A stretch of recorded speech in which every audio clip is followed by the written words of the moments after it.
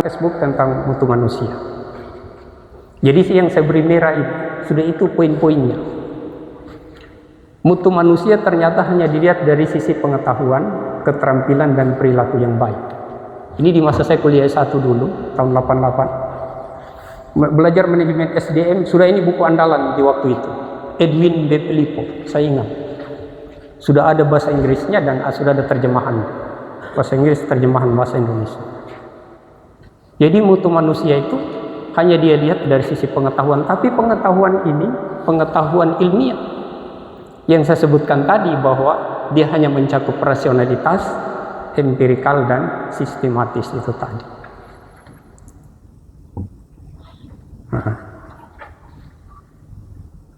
Kemudian keterampilan, skill, boleh jadi pelatihan-pelatihan, kursus-kursus dan seterusnya. Dan yang ketiga adalah perilaku yang baik atau attitude. Jadi cuma 3 komponen. Jadi kalau kita belajar di kampus ini saja.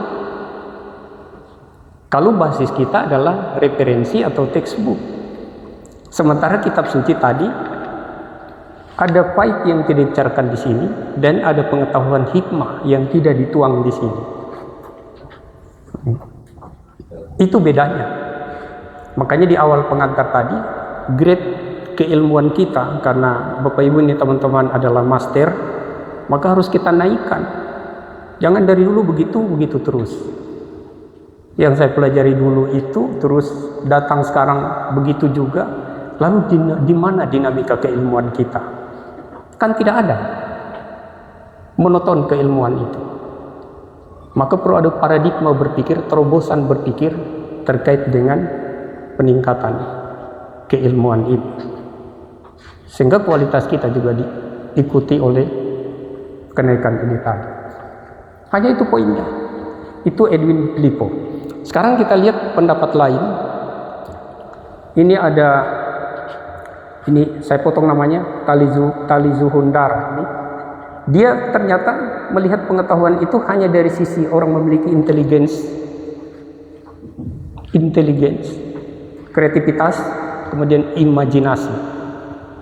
Jadi orang yang bermutu menurut Ndara ini adalah orang yang memiliki inteligensi, kreativiti dan imajinasi. Imajinasi ini kayak semacam impian-impian, angan-angan yang kemudian diwujudkan dalam bentuk realitas. Jadi hanya di dalam tataran itu. Ini kalau kita lihat semuanya masuk di dalam ranah pengetahuan ilmiah tadi. Jadi terjangkau oleh rasionalitas, kemudian kreativitas, empirikal dan terstruktur tadi, sistematis. Nah, itu sudah 2 Bapak Ibu. Nah sekarang kalau kita lihat lagi pandangan textbook terkait dengan mutu manusia. Di sini kalau kita lihat keterampilan, skill tadi, kemudian ada pendidikan atau kadar pengetahuannya. Boleh jadi ini pendidikan formal yang dimaksud. Kemudian pengalaman, kemudian sikap dan nilai-nilai yang dimiliki. Nah, lagi-lagi sudah 3 pendapat ahli ini, baik yang penulis buku dari luar maupun dari dalam, tidak ada bicara tentang faid tadi dan tidak ada dia bicara tentang pengetahuan hikmah. Nah, sudah 3 sebagai pembanding. Kita lanjut lagi Bapak Ibu. Sedarmayanti, ini yang dipakai terakhir sekarang teman-teman, biasa di S2, mereka menulis tesis tentang kinerja pegawai, kinerja karyawan. Ternyata dia melihat dari sisi poin-poin ini, memiliki kemampuan fisik. Ada orang berkualitas itu kalau bodinya toh tidak loyo-loyo tapi kekar. Kemampuan intelektual, pengetahuan, sekali lagi pengetahuan ilmiah, maupun kemampuan psikologis, mental. Kajian tentang mentalitas ini tidak mencakup kepada soal yang berkaitan dengan spiritual secara dalam. Karena spiritual secara dalam itu ruh, ada lagi namanya batin. karena struktur manusia ini Bapak Ibu, mungkin saya sampaikan dulu. Yang kelihatan ini disebut dengan tubuh yang kasar. Yang fisik jasmani kita ini tubuh kasar. Setelah itu tubuh kasar, ada yang namanya tubuh halus. Itu yang disebut dengan ruh. Jadi kalau tidak ada ruh, kita tidak bisa seperti ini. Tidak bisa melihat, mendengar, berbicara, mengangkat, berjalan, berlari, berkeinginan. Nah, di balik tubuh yang halus ini ada namanya tubuh yang batin, tubuh batin. Tubuh batin itu dia bekerja untuk memberi instruksi kepada ruh tadi. Nah, itu yang merupakan manifestasi dari sifat-sifat Tuhan. Nah, kenapa tubuh batin ini ada? Karena itu ada yang disebut dengan tubuh yang sejati. Tubuh yang sejati itu adalah diri Sang Pencipta itu. Gitu strukturnya. Maka kalau kita bicara tentang mentalitas, ego dan seterusnya, itu masih ada 2 step yang dia tidak jangkau. Sementara yang disebut dengan faid itu dan pengetahuan hikmah menjangkau 2 hal yang terdalam dari sisi struktur manusia ini. Nah, jadi kalau kita hanya belajar tentang psikologi ini dengan berbagai macam tes, ini saya pernah juga dapat tesnya ini 567 soal Bapak Ibu. Kepribadian dengan poin-poin ada sekitar 16. Kemudian mentality itu kalau tidak adalah 14 indikator dengan berbagai macam ragam item. Jadi kalau ada orang misalnya dia lebih senang kepada melihat orang lain susah, nah itu hati-hati, itu ada gangguan kepribadian. Nah itu kajiannya soal mentalitas. Saya itu item-itemnya dan instrumennya saya dikasih dengan Pak Dokter itu. Ini katanya Pak Mahmudin, kalau siapa tahu kita mau belajar. Nah makanya saya tahu tentang kajian ini, tentang kajian psikologis itu. Jadi uji-uji mentalitas orang, ini cocok jadi pemimpin, ini tidak cocok. Jadi lewat pemelaan dan pemetaan itu kita bisa tahu. Sekarang kalau dia calon gubernur atau bupati, ketahuan di situ. Makanya saya kasih tahu Pak Dokter, Dok, seandainya ini diterapkan di dalam pemilihan calon ini, tak perlu ada pilkada. Cukup ini saja sudah ditahu. Kenapa mau buang-buang uang negara, uang daerah, atribut dan segala macam? Cukup pakai ini saja, ketahuan. Jadi yang penting ada dokter spesialis kejiwaan itu, ada ahli analisa data, ahli AI, sudah keluar rekomendasi, si ini yang cocok jadi gubernur. Karena semua komponen ternilai. Jadi ada orang yang masuk di komponen pengelompokan, ini cocok jadi pemimpin, ini hanya pengikut, ini jadi karyawan saja.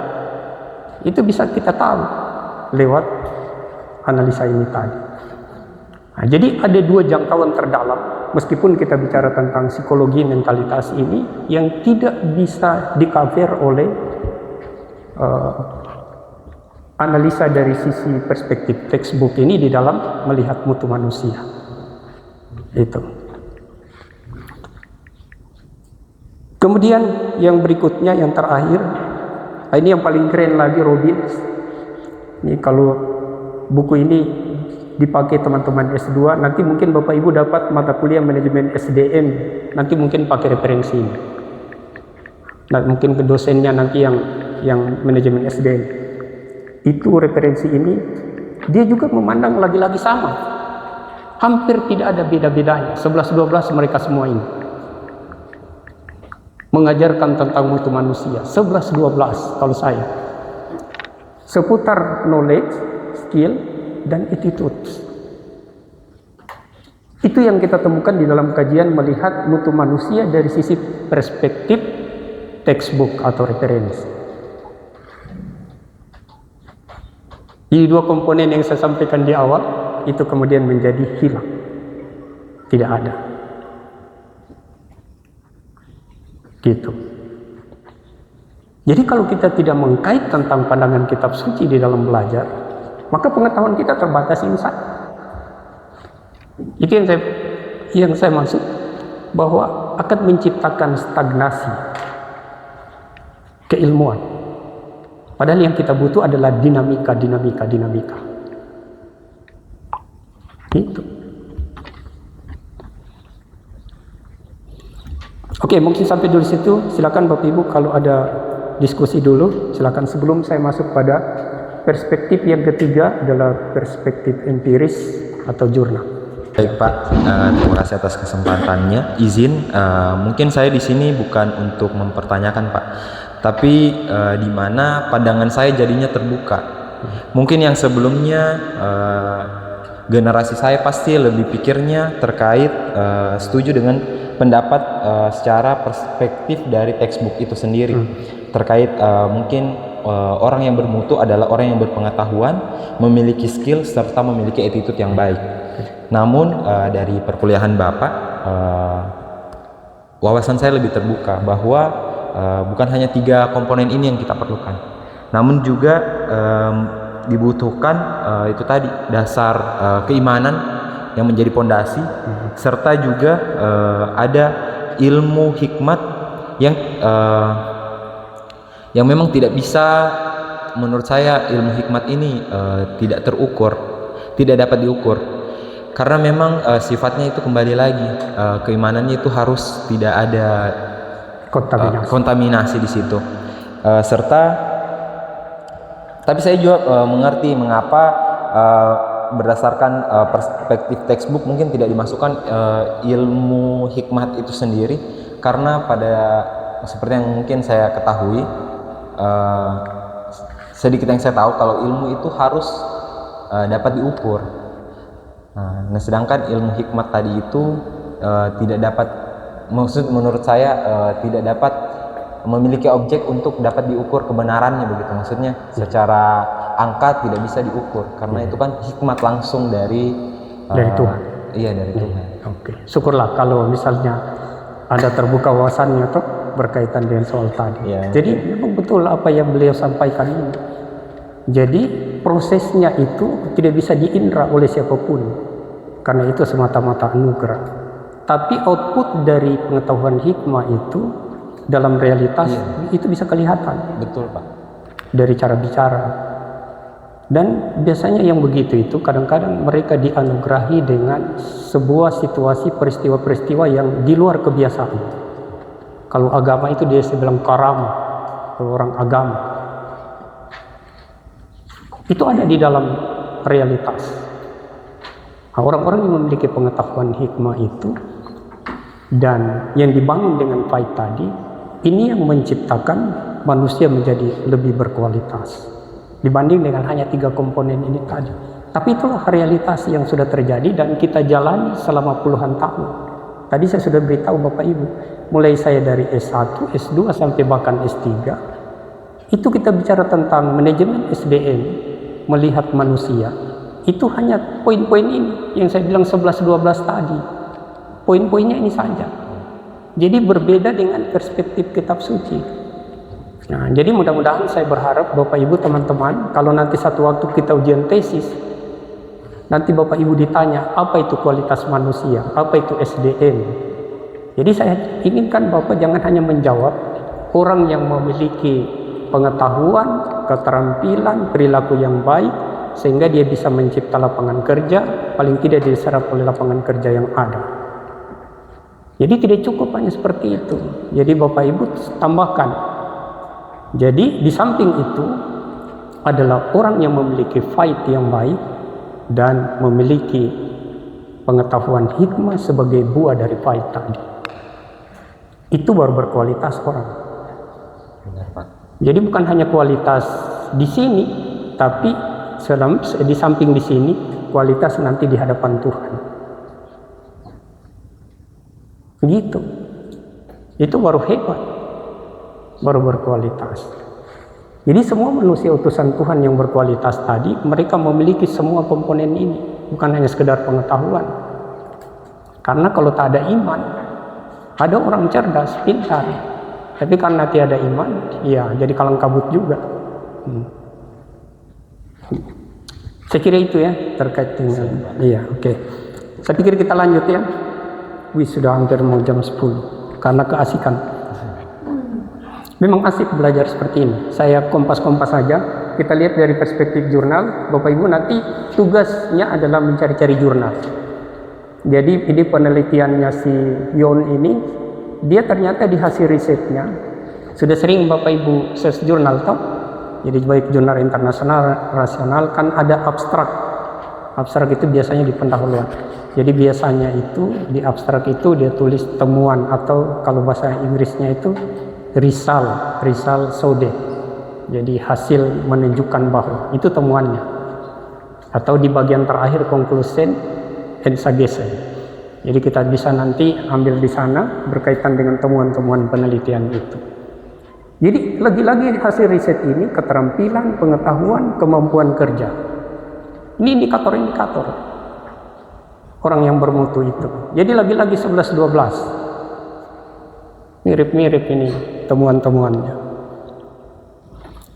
Kemudian ini penelitian dari ini kalau kita lihat ada skill, keahlian, ada experience, ini pengalamannya, kemudian perilaku juga. Mutu manusia itu. Kemudian penelitiannya yang ini, iya, pendidikan, pelatihan dengan magang. Ya, pelatihan dengan magang ini beda-beda tipis. Jadi seputar itu dia. Jadi dengan materi ini kita sudah bisa tegas dan jelas bahwa ternyata mutu manusia dari sisi pandangan kitab suci ada nilai tambahnya dibanding dengan perspektif textbook. Jadi ada dua nilai penting yang tidak terakomodir di pandangan textbook dibanding dengan pandangan kitab suci. Nah, nanti saya berharap Bapak Ibu teman-teman ketika ada penugasan dan diskusi, poin seperti ini yang kita tonjolkan. Sehingga itu yang saya harap bahwa ada dinamika kita di dalam belajar. Tidak ada stagnasi sehingga ya itu terus. Tak ada nilai tambah, tidak ada nilai kualitas. Apalagi Bapak Ibu ini calon master. Kemudian terakhir nanti kita buat sintesa. Jadi rangkuman dari poin-poin tadi, mutu manusia itu kita bisa lihat dari sisi kualitas iman, faid tadi, ilmu, jadi ada pengetahuan ilmiah dan ada pengetahuan hikmah. Ilmiah yang kita pelajari seperti ini dan pengetahuan hikmah yang bersumber dari pancaran ilahiyah tadi sebagai buah dari faid yang tidak terkontaminasi. Lalu yang ketiga, kualitas amal, menyampaikan kebenaran baik secara pribadi maupun secara sosial. Terutama Bapak Ibu ini nanti pasti ada orang-orang yang Anda pimpin, maka ya itu tugasnya. Yang terakhir adalah kesabaran. Itu poinnya dari materi tentang kualitas manusia.